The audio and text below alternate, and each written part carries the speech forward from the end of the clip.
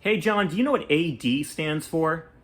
Yeah, that stands for Anno Domini, which in Latin stands for after Christ, which refers to after the time that Jesus was born on earth, as opposed to BC, which means before Christ, which refers to the time before Jesus was born. Although that initialism isn't in Latin, interestingly enough, it's in English. Or at least, I'm assuming it is, because I can understand it and I'm a native English speaker, but that could just be a coincidence. It's also possible that the term before Christ is in fact Latin, and I'm mistaking it for an English phrase with a whole other meaning. Kind of like how the word ray can either mean a beam of sunshine or king depending on whether you're speaking English or Spanish. So actually, I guess I can't really say that I know what BC stands for. Or even AD, now that I come to think of it. It could be that the meaning that was given to me for that initialism was in a whole other language, and I just didn't notice it because on the surface I seemed to understand it, even though it could have been in a language I didn't understand. Maybe that phrase just sounds similar to a particular phrase in English, even though it's not English. That happens a lot, after all. For example, the Spanish phrase "hay mantequilla" just means "is there butter" in Spanish, but in English it can sound like "I meant to kill ya."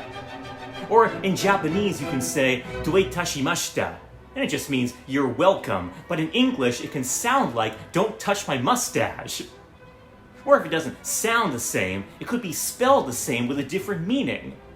The word "die" in Dutch just means that in English, for example, but it's spelled the same way as die in English, and you can judge for yourself just how many misunderstandings that can cause. Or maybe both the sound and spelling are the same, while the meaning's different. Or maybe it just doesn't have an English equivalent. It could just be a complete coincidence that all those letters and words come together in a way that somehow makes sense to an English speaker, even though it's not supposed to make sense. Or maybe our language is just a complete lie that we fabricated to give ourselves a false illusion of security. Maybe it has no grounding in reality at all. Maybe it never made sense. Perhaps it was always just nonsensical gibberish, a false system of nonsense that we humans created in desperation to cope with our depressing inability to completely understand the systems of our natural world. Maybe everything's false. Maybe there's no point in talking. Maybe I shouldn't be speaking at all. Maybe I'm not speaking in actual fact. Maybe I'm just making a jumble of confused noises like a monkey or a dog. Come to think of it, do monkeys and dogs even make noises? Now I'm curious. Maybe they don't. Maybe there's no such thing as noise either. Maybe there's just silence. But can you even have the concept of silence without noise? Maybe there's no silence either.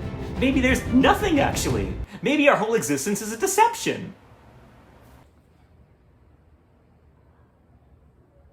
I would say something, but I think I'll be misunderstood.